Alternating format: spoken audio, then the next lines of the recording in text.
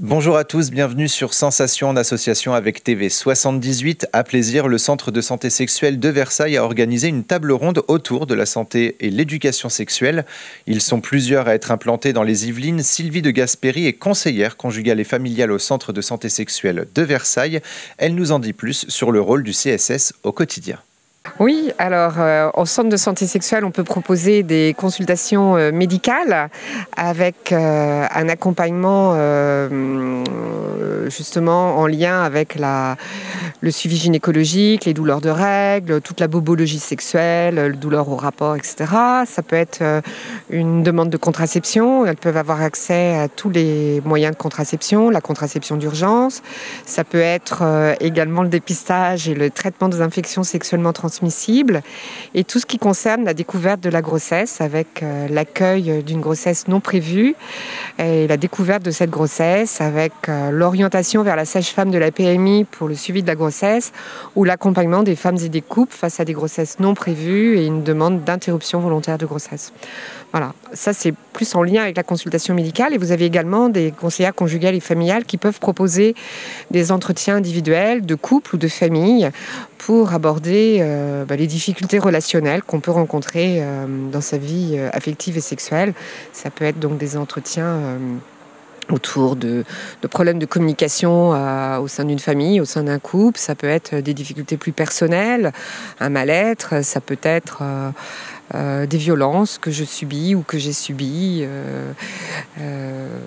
Voilà, ça peut être plein de portes d'entrée pour venir parler de soi et quand ça va pas bien. En fait, les gens viennent rarement pour nous dire c'est l'éclate totale. Non, nous, on accueille plutôt ce qui est compliqué à gérer, ce qui est douloureux. Et puis, dernière mission, c'est l'éducation à la vie affective et sexuelle dans les écoles, les collèges et les lycées du département. Et en tout cas, nous, sur Versailles, le territoire du Grand Versailles. Pour faire écho à la Semaine nationale de la santé sexuelle du 5 au 11 juin, le CSS de Versailles a organisé une table ronde. Alice Huyn, médecin référent au Centre de santé sexuelle de Versailles, estime que la sensibilisation autour de cette thématique n'est pas suffisante. On l'écoute. Malheureusement, on n'est jamais assez sensibilisé. Il y a plein de choses à faire et on le voit chez les jeunes. On voit un abord à la sexualité qui est quand même assez violent par la pornographie. Et après, chez les moins jeunes, en fait, une fois qu'on a passé l'âge des enfants, on oublie un peu la sexualité alors que c'est le moment où on pourrait s'éclater quand ils commencent à être un peu plus grands. Et puis voilà, c'est tout au long de la vie, même jusqu'à l'âge de l'EHPAD. Et la sexualité, c'est tout le temps. Et donc vraiment, il y a une éducation à faire tout le temps pour pouvoir en profiter au maximum. En fait, la santé sexuelle, on a l'impression que c'est très réducteur, mais en fait, c'est très très large. Et si on reprend la définition de l'OMS, c'est vraiment tout ce qui va toucher la sphère physique, mais aussi mentale, affective, sociale, du bien-être. Et du bien-être en relation avec la vie affective, relationnelle et sexuelle. Si la prévention et la sensibilisation ne sont pas suffisantes, un événement comme celui-ci prend donc tout son sens. Alice Huyn. Pour l'ouverture de la semaine de la santé sexuelle qui a lieu du 5 au 12 juin, on vient présenter un peu notre projet du centre de santé sexuelle, nos actions et parler d'éducation à la sexualité avec Edwige qui est influenceuse et qui est autrice du compte WeQ sur Instagram. C'est de faire connaître le centre de santé sexuelle comme une ressource parce que c'est vraiment une vraie richesse sur le territoire pour toutes les femmes et même pour les hommes en fait, et on ne le sait pas assez. Et de pouvoir discuter de sexualité, d'éducation à la vie sexuelle avec Edwige qui fait plein de contenus là-dessus qui sont super intéressants et vraiment ça nous permet de mixer nos regards. Avec l'émergence des réseaux sociaux, l'éducation à la sexualité a pris un nouveau tournant depuis déjà une dizaine d'années. L'objectif n'est pas de faire la guerre aux réseaux sociaux, mais de s'en servir pour offrir un contenu informatif de qualité. Alice Huyn. Il y a beaucoup de jeunes qui s'éduquent par les réseaux sociaux, qui s'éduquent par les vidéos qu'ils voient. Et là, l'idée, c'est de contrebalancer ça avec du contenu de qualité, du contenu vraiment informatif par les réseaux sociaux. Voilà, l'accès par les réseaux sociaux, on ne peut plus l'éviter aujourd'hui. Les jeunes y ont accès depuis tout petit. Il suffit qu'ils aient accès à un téléphone, ils arrivent à trouver la vidéo YouTube et encore plus vite que leurs parents dès qu'ils ont 3 ans. Donc on sait que ça existe, on ne va pas se voiler la face. Autant proposer par ce biais-là vraiment une information et une éducation de qualité. C'est quand même fou de dire que c'est tabou et que d'un autre côté on a accès à la nudité et à la sexualité en permanence. Il suffit de regarder les pubs dehors, voilà, le corps en entier on le voit tout le temps et c'est pas du corps, le vrai corps avec ses bourrelets et ses poils, c'est du corps hyper glabre et retaillé. Même Laetitia Casta il la retouche, c'est quand même hallucinant. Informer et toucher les internautes à travers un réseau social, c'est d'ailleurs l'objectif d'Edwige. Cette infirmière et sexothérapeute compte plus de 200 000 abonnés sur son compte Instagram WeQ. Dessus, elle parle de la sexualité dans sa généralité et déconstruit le rapport au contenu pornographique, notamment des plus jeunes. L'idée, c'est de se rendre compte que les films porno sont des films, au même titre que les super-héros qu'on voit dans les autres films classiques en sont. Là, on assiste à des super-héros de la sexualité et nous, on a envie de réinvestir la sexualité, qui ne soit pas une sexualité crue et sans interaction autour. On parle aussi de connexion émotionnelle, de lien à son propre corps, parce que la sexualité, c'est pas que la sexualité à deux. Et l'idée, c'est vraiment de remettre ça dans un contexte bienveillant, consentant, enthousiaste, et pas dans une sexualité qui soit purement mécanique. Donc voilà, l'idée, c'est de se réapproprier son corps, de se réapproprier les relations interpersonnelles saines.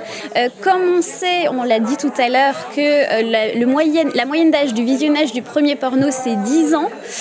Eh bien, j'estime qu'à partir de 10 ans, on peut absolument avoir accès à mon contenu, puisque moi, mon travail, c'est aussi de débunker tout ce qu'ils auront pu voir dans des films porno violents, non représentatifs de la sexualité, pour les apaiser, les tranquilliser et leur aider à avoir une sexualité finalement normale et apaisée, quoi.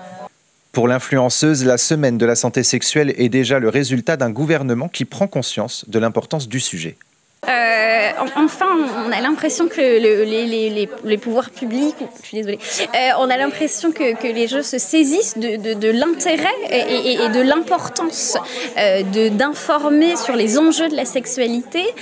Ça veut dire aussi qu'il y a des moyens qui sont débloqués petit à petit pour que ça puisse avoir sa place, en fait, parce qu'on parle de santé du corps depuis toujours, ça n'a jamais été tabou, de santé mentale depuis quelques années. On voit que quand même la parole se libère, on peut plus facilement parler de ces problèmes d'anxiété, de dépression, etc. Mais les dépenses, les budgets alloués à la santé sexuelle, ça reste une petite cacahuète là-dedans, quoi. Et donc d'avoir une semaine entière où on prend le temps d'expliquer, de former, de montrer le champ des possibles, des lieux où on peut être accueilli, où on peut apprendre, où on peut arriver en urgence, etc. Pour moi, c'est hyper rassurant et encourageant pour la suite. La journaliste et marraine de la Team 78, Sandrine Arcisé, animait la table ronde autour de la santé et l'éducation sexuelle. Mais un chiffre l'a particulièrement interpellée, l'âge moyen du premier visionnage d'un contenu pornographique en France.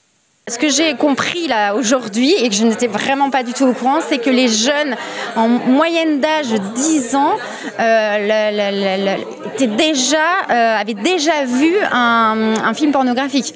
Là, c'est quand même 10 ans, c'est très jeune. Et après, ce que ça en découle, en fait, ce que ça fait par la suite. Les jeunes, maintenant, ils ont les réseaux sociaux, Internet. On n'avait pas ça avant. Donc, on est beaucoup plus amené à voir des vidéos, à regarder, à s'informer comme on peut, finalement, et à avoir accès à pas mal de choses où avant, on n'avait pas forcément accès. Et donc, dès 10 ans, c'est un peu tôt quand même. Les mineurs ne savent pas toujours vers qui se tourner pour parler de leur sexualité, ce qui entraîne parfois un enfermement des jeunes dans leurs craintes et leurs interrogations. Qui sont les meilleurs interlocuteurs quand on est mineur ? Sandrine Arcisé. Lorsqu'on est au collège, au lycée, c'est bien de tout de suite aller voir l'infirmière, par exemple, si on a un souci, parce que l'infirmière, elle saura déjà anonymement dire, va voir telle personne ou tel médecin ou un centre de santé sexuelle, par exemple, pour t'informer, pour régler, il y a un problème s'il y a un problème, parler aussi, la parole, c'est hyper important quand on est jeune, et c'est vrai qu'avec les réseaux sociaux, souvent les jeunes sont fermés, on le voit maintenant partout, quand on va dans une gare, on va n'importe où, les jeunes sont sur leur téléphone, mais les jeunes et les adultes, sur leur téléphone, leur tablette, et sont plus du tout ouverts aux autres. Donc c'est important que la parole soit encore là, et donc d'aller, de leur dire, vous pouvez aller dans un centre de santé sexuelle, vous pouvez aller voir telle ou telle personne, et de les accompagner en fait. C'est la fin de cette édition. Merci de nous avoir suivis. Je rappelle que la Semaine nationale de la santé sexuelle est organisée du 5 au 11 juin. Et pour revoir ou réécouter cette émission, rendez-vous sur notre site et notre application Radio Sensation.